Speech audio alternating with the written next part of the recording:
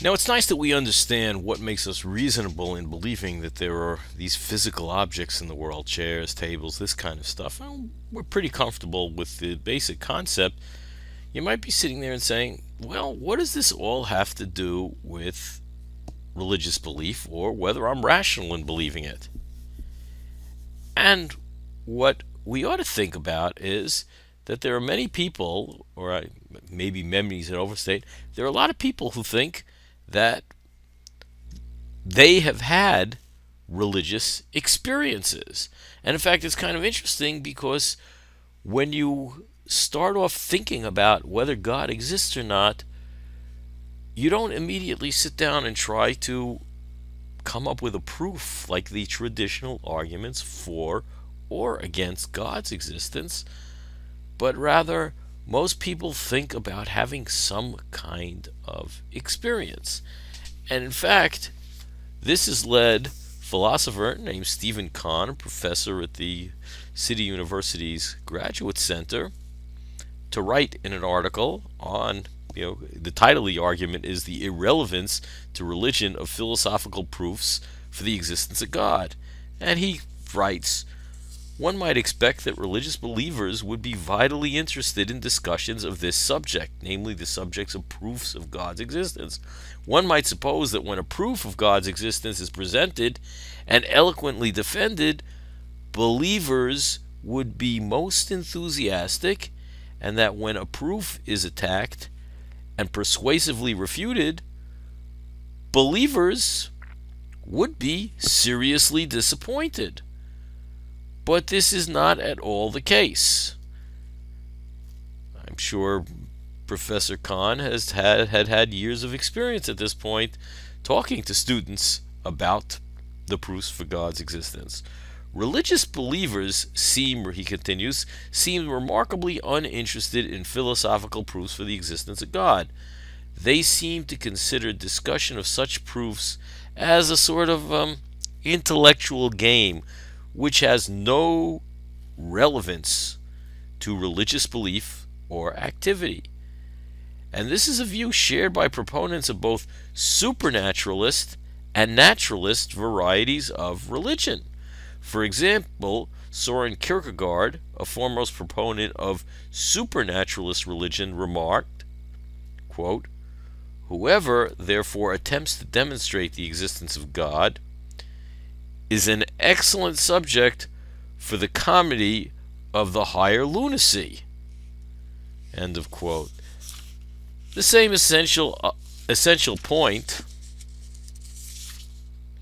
is made in a somewhat less flamboyant manner by Mordecai M. Kaplan, a foremost proponent of naturalist religion, who remarks that the, quote, "immense amount of mental effort to prove the existence of God was in vain, since unbelievers seldom become believers as a result of logical arguments." So Professor Kahn's claiming that all these arguments, to a large extent, have not been found very persuasive, and perhaps he thinks maybe it's not rational. So why are we worried about this? Why perhaps we should turn our attention to the reason that people think that God exists and see if that's a good reason, namely religious experiences. Now the question is, what on earth is a religious experience? Who's had them? When do they have them? Well, there are what you might call religious mystical experiences. And let me just read to you from a book written by William James. William James is a philosopher. He is actually the father of modern psychology, an American philosopher. Name of the book is The Varieties of Religious Experience. And here's what William James has to say about a religious experience. And it seems that more than one person, has given a report of a religious experience like this. He says, "I remember the night, and almost the very spot on the hilltop where my soul opened out, as it were, into the infinite, and there was a rushing together of the two worlds, the inner and the outer. It was a deep calling unto deep, the deep that my own struggle had opened up within being, answered by the unfathomable deep without, reaching beyond the stars. I stood alone with him, that's him with a capital H, who had made me, in other words, God, and all the beauty of the world, and love, and sorrow, and even temptation. I did not seek him, but felt the perfect unison of my spirit with his. The ordinary sense of things around me faded. For the moment, nothing but an ineffable joy and exultation remained. It's impossible to fully describe the experience. It was like the effect of some great orchestra when all the separate notes have melted into one swelling harmony that leaves the listener conscious of nothing save that his soul is being wafted upwards and almost bursting with its own emotion. The perfect stillness of the night was thrilled by a more solemn silence. The darkness held a presence that was all the more felt because it was not seen. I could not any more have doubted that he was there than that I was. Indeed, I felt myself to be, if possible, the less real of the two.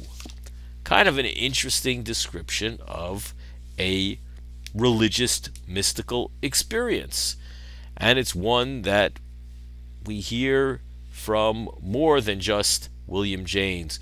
People have similar kinds of experiences. I personally have not had one of these experiences. I really haven't talked to people who have described it, but there are all these sorts of mystical experiences that people have. One that we won't get into, people talk about the near-death experiences. But somehow, from these religious mystical experiences, people believe that it gives you reason for thinking that God exists. That is, it makes your belief in God rational. And the commonality to this is that one is somehow transported in some way to a natural location.